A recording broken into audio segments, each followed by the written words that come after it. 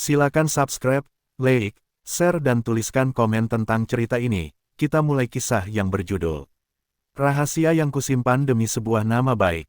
Namaku Nadina. Kalau ada yang bertanya apa harta terbesarku di dunia, jawabanku sederhana, nama baik. Bukan milikku, bukan namaku, tapi nama orang yang pernah berjanji melindungiku, lalu perlahan melupakan janji itu. Aku hidup di kota kecil yang orang-orangnya mengingat segala sesuatu jauh lebih lama daripada yang seharusnya. Di sini, kabar buruk berumur panjang. Sekali orang menempelkan cap pada dahi kita, cap itu seakan menyala bahkan saat malam paling gelap sekalipun. Aku menikah dengan seorang lelaki bernama Rendra. Rendra anak tunggal dari keluarga terpandang, ayahnya pengusaha papan kayu, ibunya aktif di kegiatan sosial. Mereka menyukaiku sejak awal, katanya aku lembut, sopan, dan pandai membawa diri. Aku tersenyum, menyembunyikan kenyataan bahwa dalam diriku ada badai yang tak bisa mereka lihat. Ada satu hal yang tidak pernah kukatakan pada siapapun, bahkan pada Rendra, sebuah rahasia yang kupeluk erat seperti batu panas, membakar telapak tanganku setiap hari, tapi tak berani kulepas. Rahasia itu kuberi nama, kebenaran yang kutunda. Aku bertemu Rendra saat aku bekerja di toko buku. Ia datang mencari buku-buku sejarah karena sedang berencana menulis cerita pendek tentang kampung halamannya. Setiap ia datang, ia mengajakku bicara lama-lama. Tentang masa depan, tentang kota-kota yang ingin ia kunjungi, tentang rumah kecil yang ingin ia bangun. Aku suka caranya bercerita, seolah dunia ini sederhana kalau kita punya alasan. Ia bilang, kalau menulis itu tentang memilih kata yang paling jujur. Kalimat itu menempel lama di kepalaku. Lucu, karena justru di dekat Rendra, aku memulai kehidupan baru yang tak sepenuhnya jujur. Saat ia melamarku, aku hampir saja membatalkan segalanya. Aku berdiri di depan cermin, melihat wajahku sendiri yang berusaha terlihat tegar. Di balik gaun sederhana itu, aku menyimpan sesuatu yang, jika terungkap, bisa mengubah pandangan mereka tentang aku. Tapi aku menelan niatku. Aku berpikir aku bisa membayar masa lalu dengan kesetiaan masa depan. Aku salah. Masa lalu tidak bisa dibayar. Ia hanya bisa diterima, atau dihadapi. Kami menikah pada bulan yang sama saat hujan mulai rajin mengetuk genting. Rumah kecil kami menghadap kebun jambu air. Pagi-pagi, Rendra suka memetiknya lalu mencelupkannya pada garam. Katanya, hidup itu mirip jambu air, kelihatannya rapuh, padahal bisa membuatmu segar kalau kau tahu cara menikmatinya. Aku tertawa. Aku mengabadikan tawanya, menaruhnya di laci ingatan yang paling dalam. Ibu mertuaku sering memelukku, berkata ia beruntung memiliki menantu seperti aku. Aku menunduk. Kadang aku merasa seperti pencuri yang tidak tertangkap, dan itu menakutkan. Aku mencintai keluarga ini. Justru karena itulah aku takut, kebenaran bisa merusak semuanya. 3 bulan setelah menikah, aku mengalami mual yang tak biasa. Rendra bahagia, menari-nari di dapur sambil memecahkan 2 piring. Kita akan punya anak, serunya. Aku tersenyum. Tapi di dalam kepalaku, suara kecil berbisik, saatnya berhenti menunda. Aku menatap kalender, menghitung, menarik napas panjang, membuang, menghitung lagi. Kupikir waktu akan memudarkan kegelisahan. Nyatanya, waktu hanya memperjelas garis-garis yang dulu tidak kuakui. Aku duduk di tepi tempat tidur, memandangi tangan kiriku. Cincin pernikahan itu berkilau di bawah lampu. Aku mengingat malam-malam sebelum pernikahan, malam saat aku sendirian, membuat keputusan bodoh karena takut dan marah, malam saat seseorang yang pernah kucintai menghilang tanpa pamit, meninggalkan janji-janji kosong yang masih bergaung sampai hari ini. Aku hamil, tapi hitunganku berkata sesuatu yang tak sanggup kuucapkan. Detik-detik yang berbaris rapi di kalender menertawakanku. Anak ini, bisa jadi bukan milik Rendra. Aku pergi ke dokter sendirian. Kutenggelamkan diriku dalam bau obat dan kertas hasil tes yang tidak pernah ramah pada orang-orang seperti aku. Di ruang tunggu, ada perempuan yang menepuk pundakku. Kamu baik-baik saja, Dek. Aku mengangguk, tetapi air mataku punya pendapat lain. Ia turun sendiri, pelan, lalu deras. Aku pulang sore itu dengan kepala berat. Rendra menyambutku dengan teh hangat dan cerita tentang pemesan kayu yang baru. Aku ingin memotong pembicaraannya. Ingin berkata, Mas, aku menyimpan rahasia besar. Kalau aku jujur, mungkin semuanya runtuh. Tapi kata-kataku hanya berputar di mulut, tidak pernah mencapai udara. Aku menunda lagi, sekali lagi, Saat perutku membesar, ibu mertua semakin sering datang. Ia mengelus-elus perutku sambil bercerita tentang masa kecil Rendra, bagaimana Rendra selalu menangis kalau kehilangan buku catatannya, bagaimana ia suka mencium punggung tangan ibunya sebelum tidur. Semoga cucu ini mirip Rendra, katanya.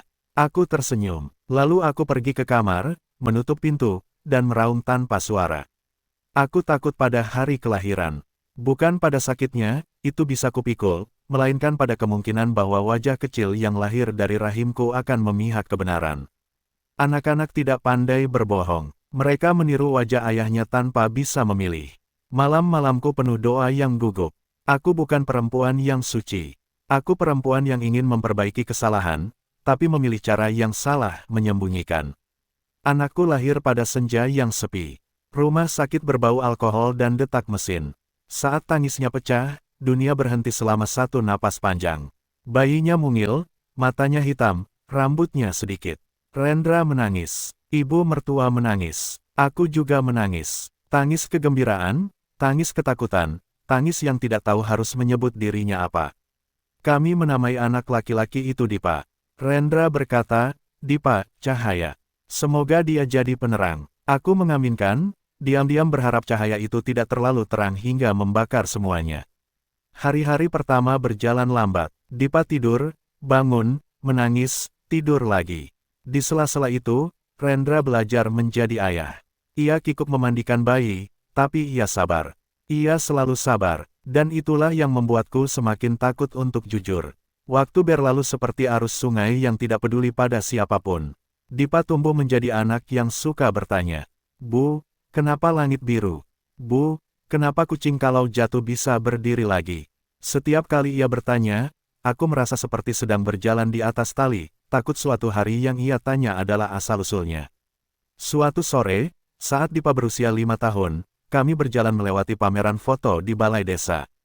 Ada foto Rendra kecil berdiri di depan rumah papan. Dipa menunjuk foto itu, lalu menatap Rendra. Mirip papa, katanya. Rendra tertawa dan memeluknya. Aku menatap wajah Dipa yang polos. Di sudut matanya, aku melihat seseorang dari masa laluku, selintas, seperti bayangan pohon lewat jendela. Tak seorang pun menyadarinya, kecuali aku. Sejak hari itu, malam-malamku kembali keras. Aku sering duduk di dapur menatap dinding, berharap dinding itu bisa mengajarkanku cara mengaku. Tapi dinding hanya diam, seperti rahasia, seperti aku. Peristiwa itu datang seperti hujan yang lupa memberi kabar.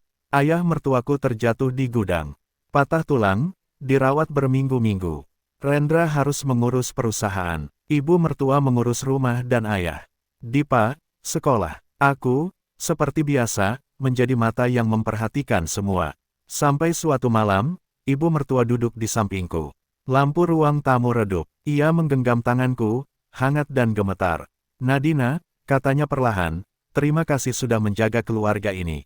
Kamu anak baik. Aku tertunduk. Air mata meluber tanpa aba-aba. Bu, suaraku pecah, jika suatu hari aku melakukan kesalahan besar, apakah ibu masih mau memelukku? Ia memandangku lama. Orang yang kita sayangi tidak berubah jadi orang lain hanya karena kita menemukan fakta baru tentangnya, ia tetap orang yang sama. Hanya hatimu yang harus diperluas. Aku menangis lebih keras. Aku ingin bercerita malam itu juga, tapi ayah mertua batuk-batuk di kamar, memanggil namanya. Ibu berdiri, mengusap rambutku, lalu pergi. Aku dibiarkan sendirian, dengan keberanian yang datang terlambat. Kalau hidup adalah cerita, mungkin disinilah bab yang paling berat dimulai. Seseorang dari masa lalu datang kembali, tidak mengetuk, tidak memberi salam, muncul begitu saja di hadapanku di pasar. Namanya Bayu. Dia lelaki yang dulu pernah kucintai dengan cara yang tidak kupahami. Ia berdiri di depan kios sayur, tersenyum seolah-olah kami berpisah kemarin sore. Bukan bertahun-tahun lalu. Kau bahagia? Tanyanya. Aku ingin menamparnya, ingin menuduhnya sebagai sumber segala ketakutanku. Tapi aku hanya berkata, aku baik. Bayu mengangguk, menatap kejauhan. Aku pernah menjadi pengecut. Maaf, ucapnya. Aku memejam. Kata maaf itu terlambat, tapi anehnya, suaranya menenangkan sesuatu yang sudah lama berteriak di dalam diriku. Ia tidak menuntut apa-apa, tidak memintaku kembali, tidak mengungkit masa lalu. Ia hanya berkata, teruslah melindungi yang kau sayang. Tapi jangan sampai kau ikut hilang. Lalu ia pergi, menjadi punggung yang mudah dilupakan, kecuali oleh orang-orang yang menyimpan luka. Malam itu, aku tidak tidur. Aku menulis surat untuk Rendra. Surat yang akan kuberikan di pagi hari, itu niatku. Tapi pagi datang dengan cara yang lain. Seorang tetangga mengetuk pagar. Katanya, ada kabar miring tentang perusahaan keluarga. Ada kebakaran kecil di gudang, ada gosip tentang korupsi, ada fitnah yang berputar seperti angin puyuh. Orang-orang menyebut-nyebut nama Rendra dan ayahnya. Aku melihat wajah ibu mertua mengeras. Rendra pergi dari satu tempat ke tempat lain untuk memadamkan api yang bukan api. Nama baik keluarga ini, yang selalu dijaga ibunya dengan segenap napas, tiba-tiba seperti kain tipis di tengah hujan lebat. Malam itu, aku menyimpan suratku lagi. Kukunci, kusimpan di bawah tumpukan pakaian, seakan-akan lemari bisa melindungi kebenaran lebih baik daripada hatiku. Aku berkata pada diriku sendiri, bukan sekarang, jangan menambah luka saat luka lain belum berhenti mengeluarkan darah. Dan begitulah, aku menjadi orang yang menunda kebenaran sekali lagi, kali ini demi nama baik keluarga yang mencintaiku. Aku memilih diam selama badai itu lewat. Bulan berikutnya, gosip berhenti. Api padam, orang-orang lelah. Di desa kecil, bahkan rasa ingin tahu punya batas napas. Aku berdiri di jendela, menatap dua burung gereja yang berebut ranting. Aku berpikir tentang kata jujur yang dulu Rendra ajarkan padaku. Aku berpikir tentang bagaimana aku mengkhianati kata itu, bahkan saat aku berusaha melindungi sesuatu yang berharga.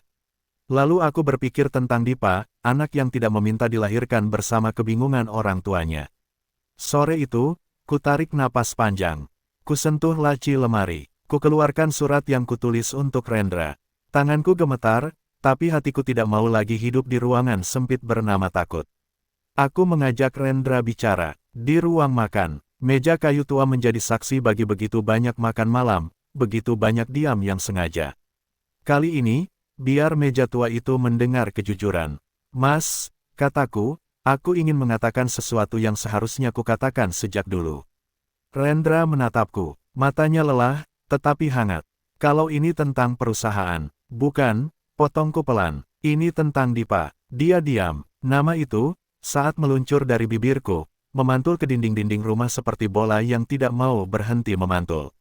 Aku menelan air liur yang mendadak pahit. Suaraku patah. Aku hamil sebelum kita menikah. Rendra menatapku tajam, tapi tidak berkata apa-apa. Aku merasa ditinggalkan waktu itu. Aku marah, aku takut. Lalu aku melakukan kebodohan dengan menggenggam kebohongan, berharap waktu akan menyelesaikannya. Aku berharap Dipa milikmu. Tapi, kalau menghitung waktu, mungkin tidak. Kata mungkin itu kuberi bantal, kutidurkan di tengah kalimat, padahal aku tahu kesimpulannya. Di meja, jariku meremas ujung taplak. Aku menunggu. Detik-detik berjalan seperti kaki-kaki semut di permukaan gelas. Rendra menyandarkan punggungnya. Ia terlalu tenang. Itu menakutkan. Siapa? Tanyanya akhirnya. Aku menyebut nama yang sudah lama menjadi batu. Bayu. Rendra mengangguk pelan, seperti sudah menduga. Ia berdiri, berjalan ke jendela, membuka tirai, menutupnya lagi. Lalu kembali duduk. Kenapa sekarang? Ia bertanya, suaranya berat. Karena aku lelah, jawabku. Dan karena aku tidak ingin menyakiti Dipa lebih lama dengan hidup di pinggir kejujuran. Rendra menutup wajahnya dengan kedua tangan. Aku melihat bahunya bergetar. Dalam hening itu, ada suara retak yang tidak terdengar, hanya terasa. Aku sudah bersiap menghadapi apapun, kemarahan, hinaan, pintu yang dibanting, atau punggung yang menjauh.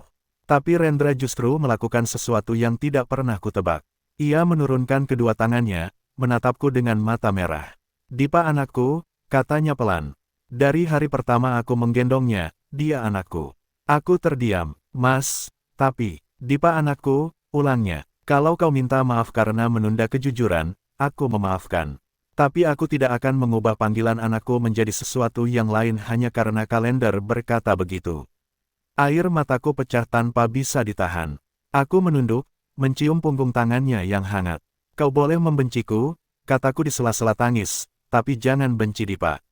Aku tidak membenci siapapun, jawabnya. Aku hanya butuh waktu. Waktu, kata itu lagi. Kali ini, bukan untuk menunda, tetapi untuk menyembuhkan.